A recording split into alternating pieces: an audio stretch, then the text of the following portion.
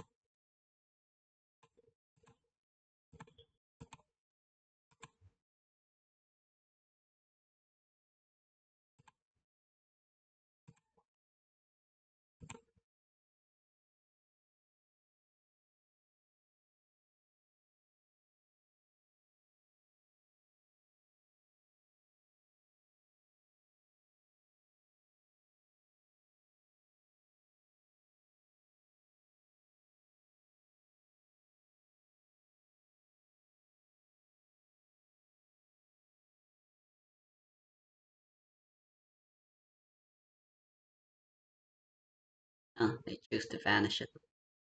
That isn't entirely a wrong choice, in my opinion.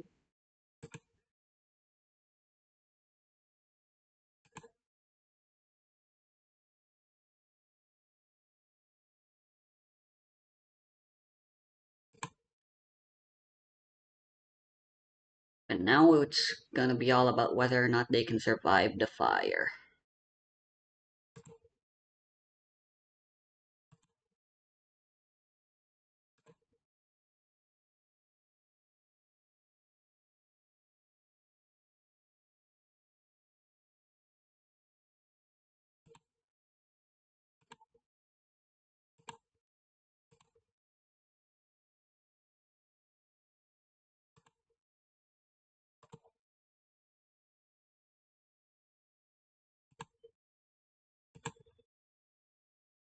I really should have saved that for last. What if they have recovery?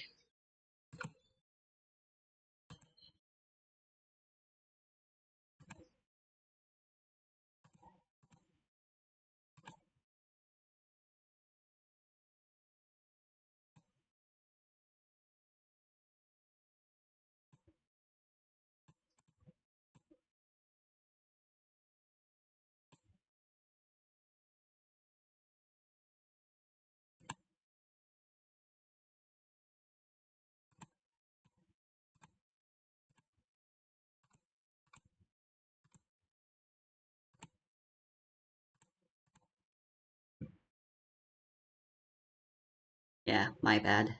And they're not gonna draw another guard. And besides, a single guard won't help them.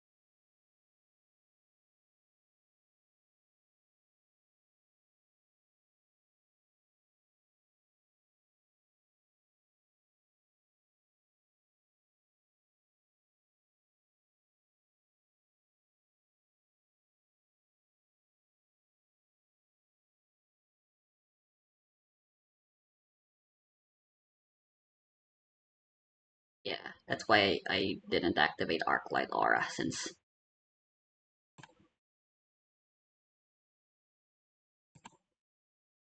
That's the biggest magnet for that defense specifically.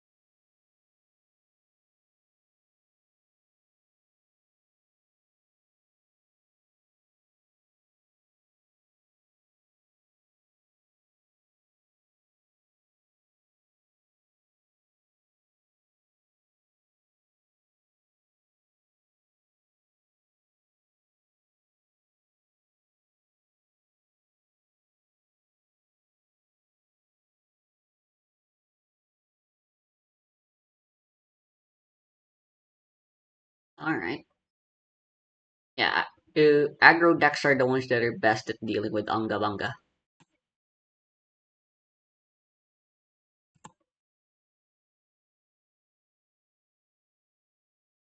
I guess I'll go get a guard since the rest of these are unplayable.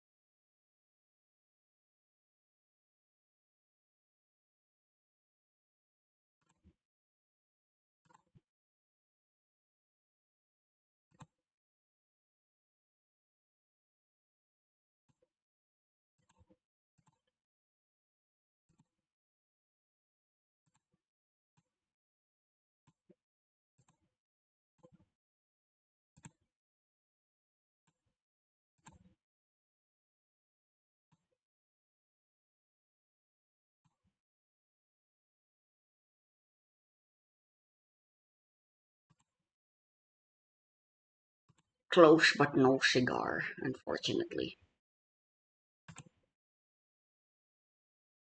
Mm.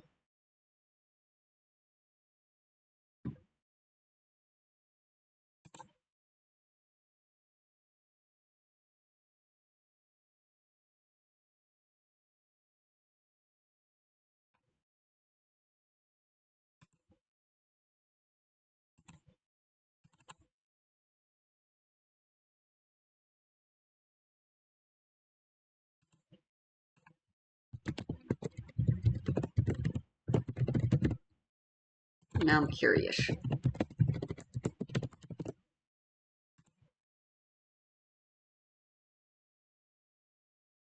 I know, I still feel like Mama Anga Banga is not healthy for the game. Something should be done about it. I don't know what. Calm Before the Gong is an obvious hit, but it doesn't feel like it'll be enough. There needs to be more hits, and I don't really know what you could hit. What else you could hit without hampering any other decks in viability? Something from the main deck, maybe?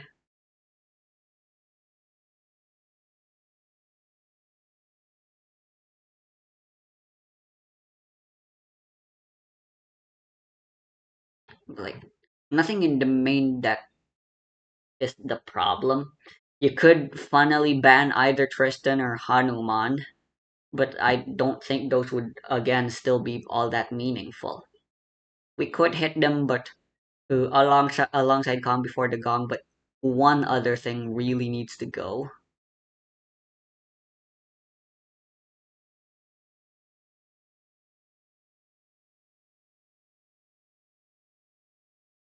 And I think it might be run through by Severing Flames. I think this card is just too effective for aggro.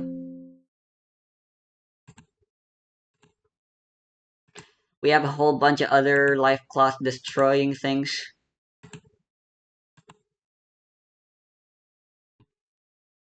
It doesn't feel right for them to be playable alongside. So yeah, the simultaneous use list, I suppose, can be used.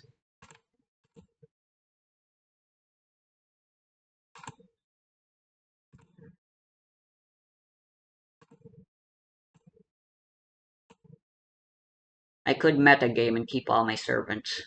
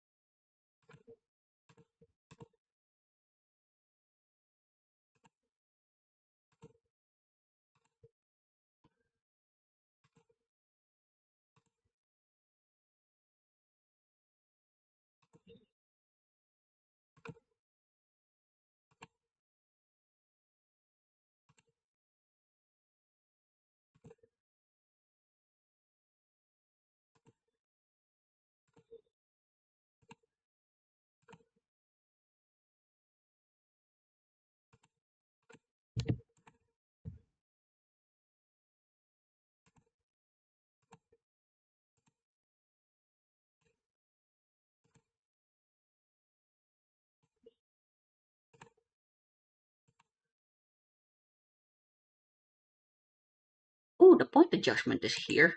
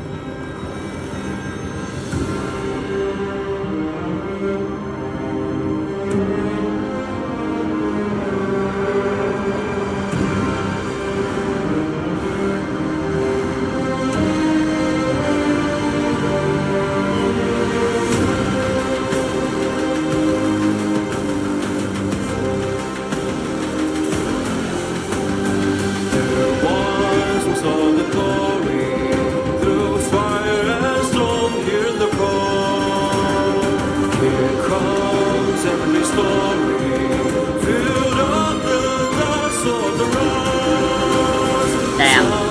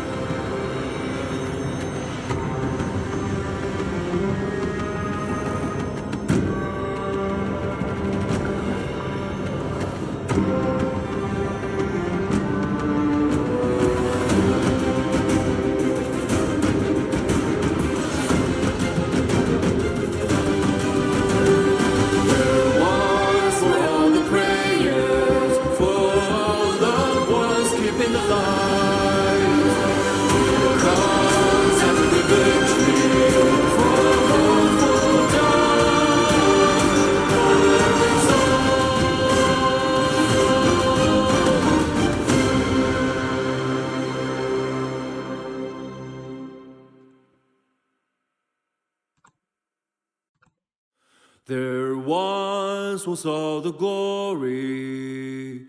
Through fire and storm, here in the calm. Here comes every story, filled up the dust of the rust. Slumber nights, south of the hearse. I'm really bad at math. Some from others, some laughter from kiss. Battle mourns, flame of home. One more toast to every war-torn soul. There once were all the prayers For our loved ones keeping the light. Here comes every victory. For hopeful dawn for every soul.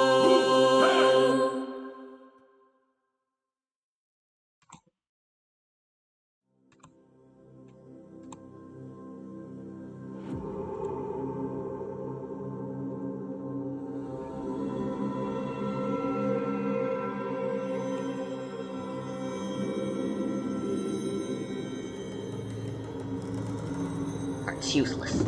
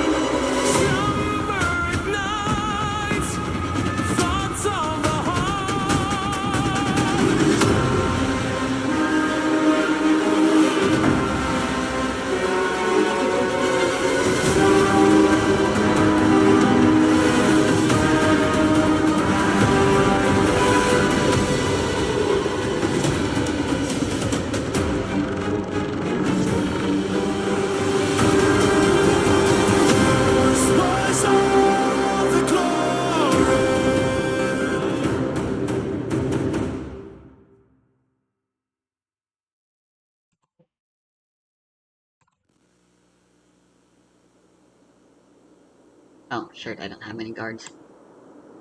Well, I feel stupid now.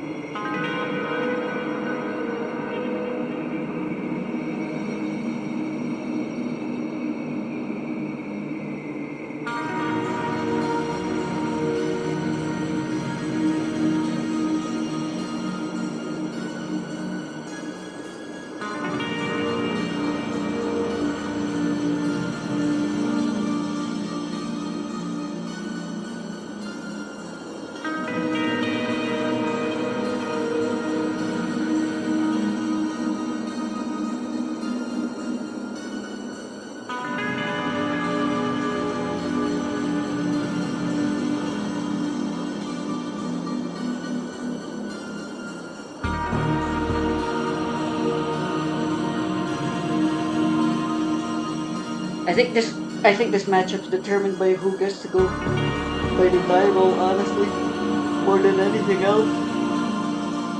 Ugh.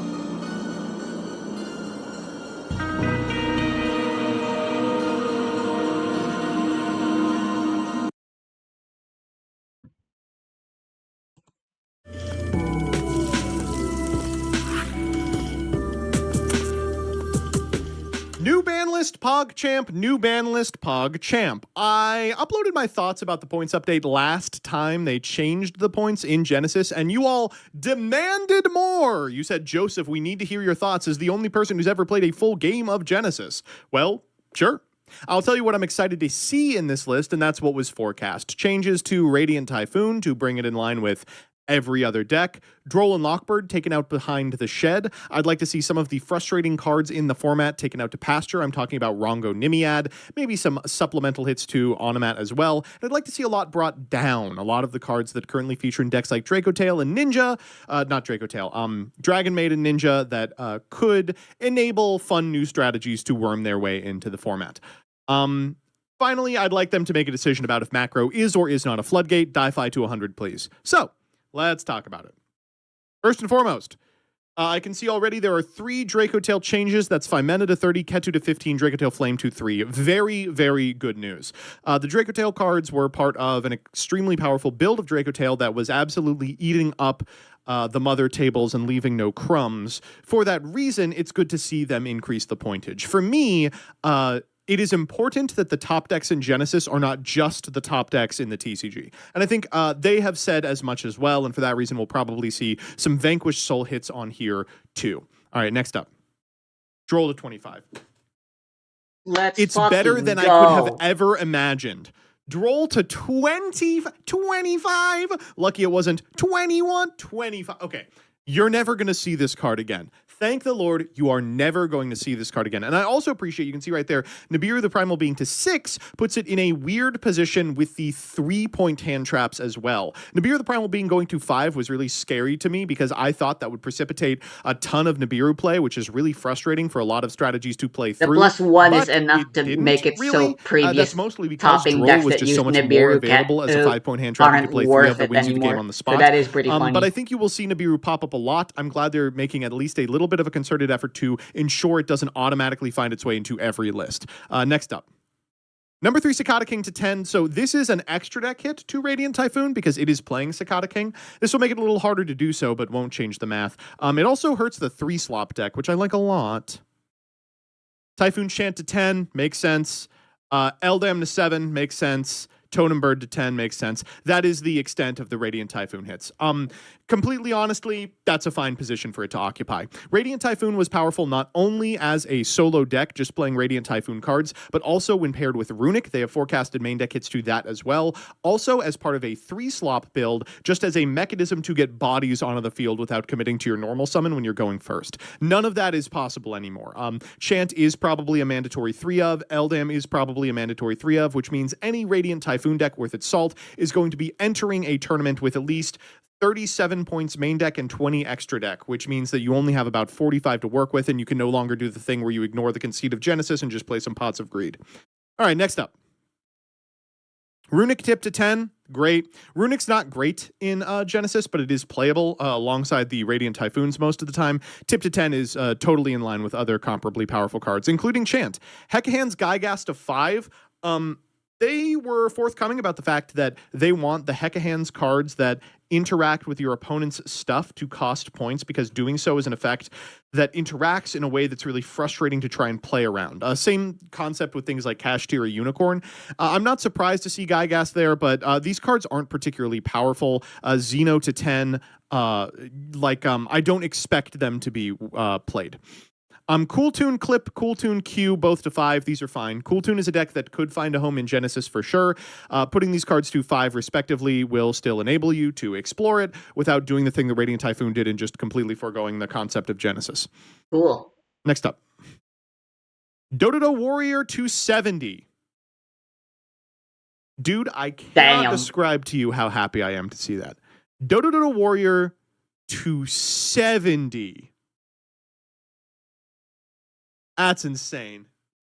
So here's why that happened. First off, Dodo Dodo Warrior is the most powerful card in Genesis. I'm on record saying that. I think it's the most powerful card in Genesis. It's powerful for a number of reasons. The first reason, of course, is it enables Automat, one of the top decks in the format, to put up an unbelievable board just by virtue of being itself. It can send Dodo Dodo Dwarf, Go Go Go Glove, and get like 15 materials worth of monsters into rotation. That's not all it can do. It can also enable a free rank 4 in any deck that has the points necessary to devote to it. So a lot of decks were just playing Dodo Dodo Warrior and making Rafflesia so that they could get hand trap protection through a copy of Gravedigger's Trap Hole before they ran into something like a Droll and Lockbird. It sucked. I'm super glad that this card is no longer available. It's way too strong for this format. Case for K920 also makes sense. This was a mechanism by which people were accessing the K9 monsters, which do cost individual points without having to pay the cost on all of them, just playing like one-ofs. This card is super available in K9 as well, courtesy of Lantern, so that going down is probably for the best. Yokel to 33, Ripper to 30, also great. The K9s were very accessible. Are they segmented like this, like their paragraphs of 15, sentences? Circular to 15. Circular like to there's 15, no need for there to be a thrilled about. I think that card was in skip an okay to position. Totem But Bird Souls and was Runic probably Tip. the best 0-point card in the format. There's a Dual Logs video about it, and I think it was going to be a matter of time before people start splashing him in things. I have a couple of decks that were experimenting with him, and I was like, oh, this definitely can't be allowed. Importantly, this also means they Circular may not to hit 15, some of the nice. new Dark Magician stuff coming out in the next set as thoroughly as they would otherwise. Next up. Magician Souls. Regulus is probably the second most powerful 0-point card. Sure, generic negate, generic-ish negate probably should be costed there.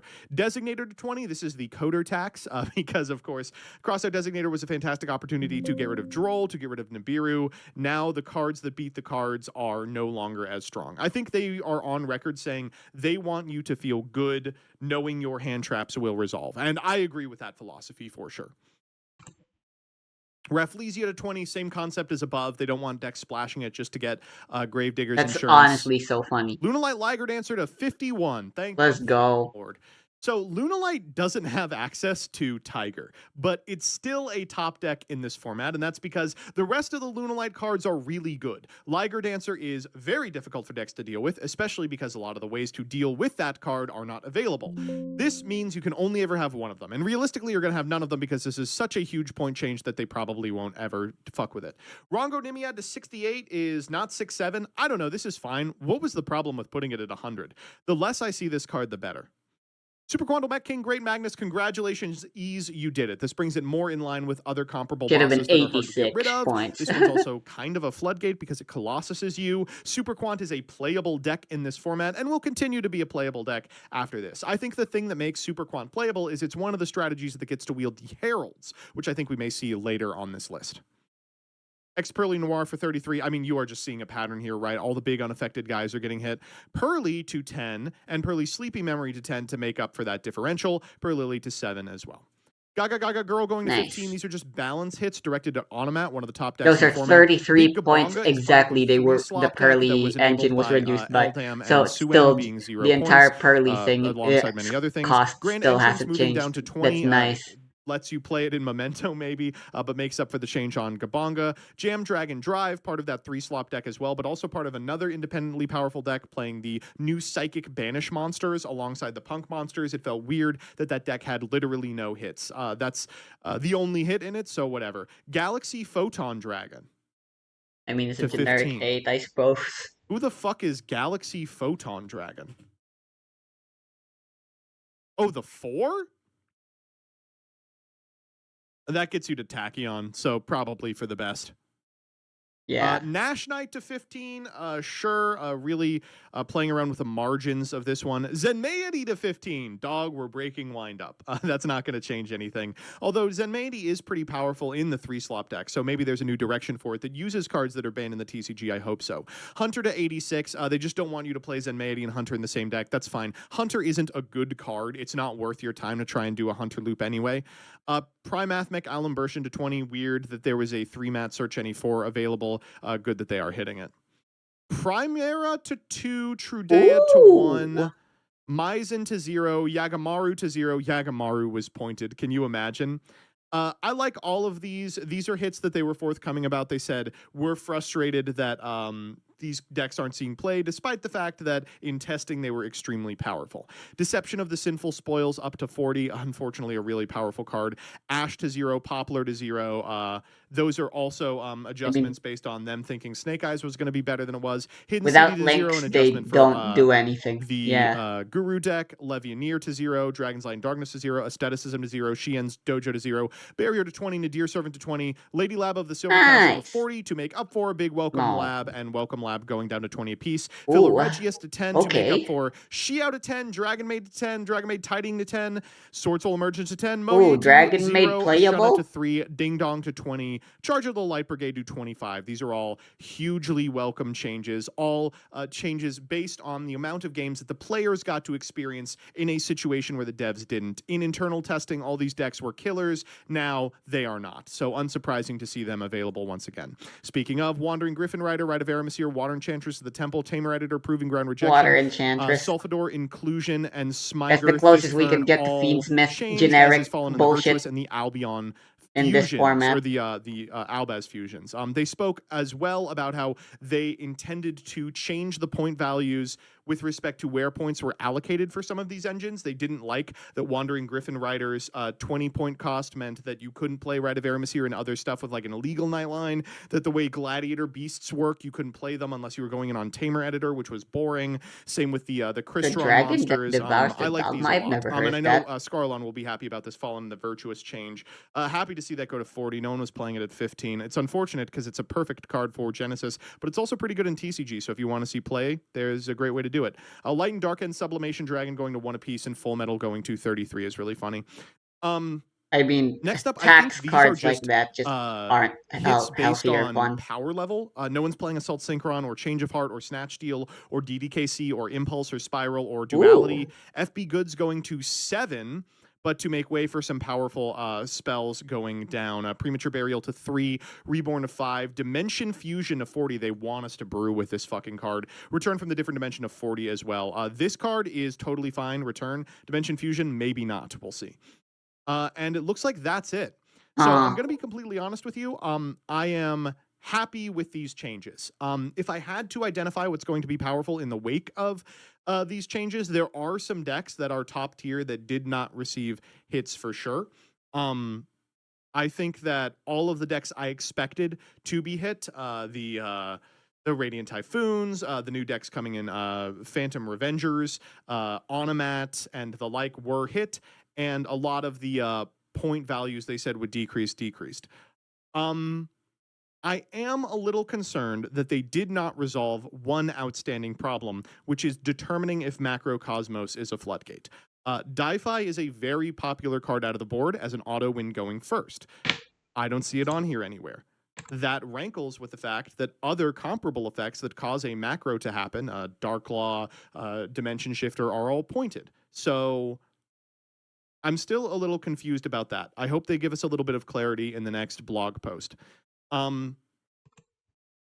Chat's got a good example as well. Shared Ride is a card that's seen a lot of experimentation in the last couple of weeks as a card that just wins you the game going first, and it's not on here as well.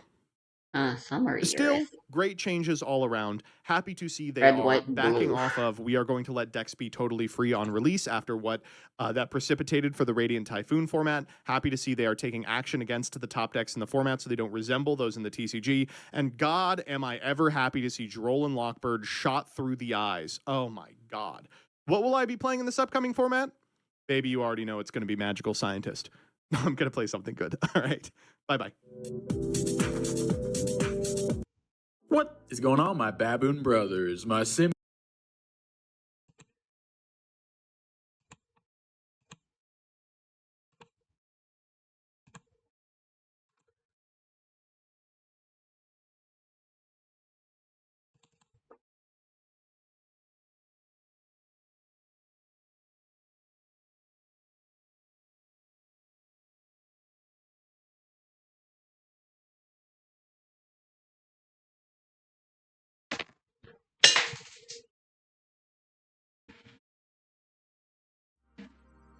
Oh God.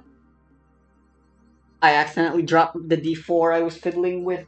I need to find it. That's a caltrop waiting to fucking murder my feet.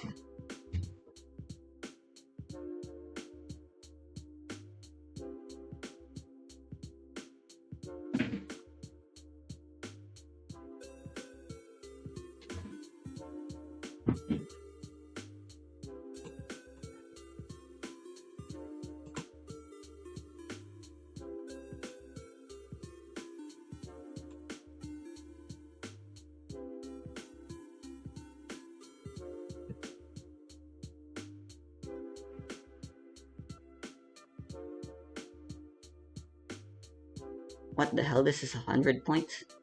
Whack. They haven't applied the new points yet, so I can't brew without doing manual calculations, which is very annoying.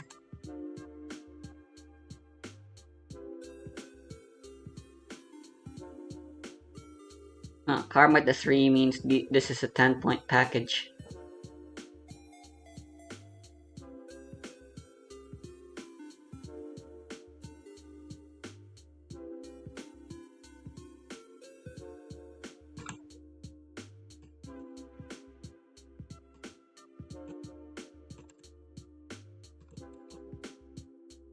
I don't have a Centurion list for Genesis.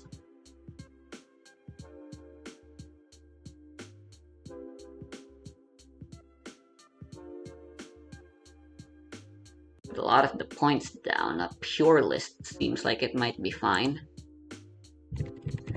Oh, they need Bonfire as additional starters.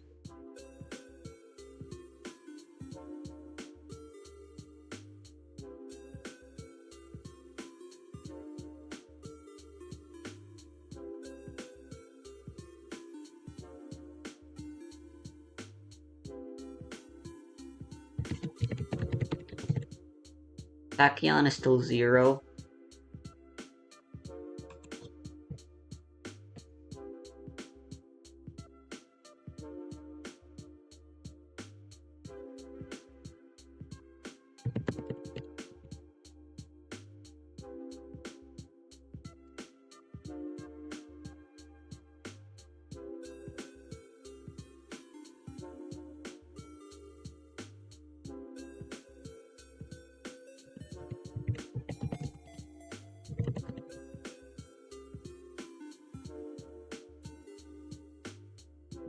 White Forest stuff does bridge. None of them are pointed, so I could theoretically use those instead as my additional starters.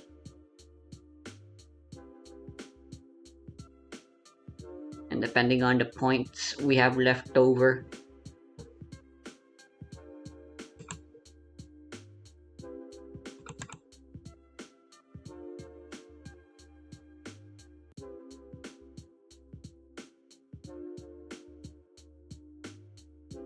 clean 700 points. And honestly, not where you would want to be spending 700 points. If you are playing in a format with 700, you'd be playing tier limits.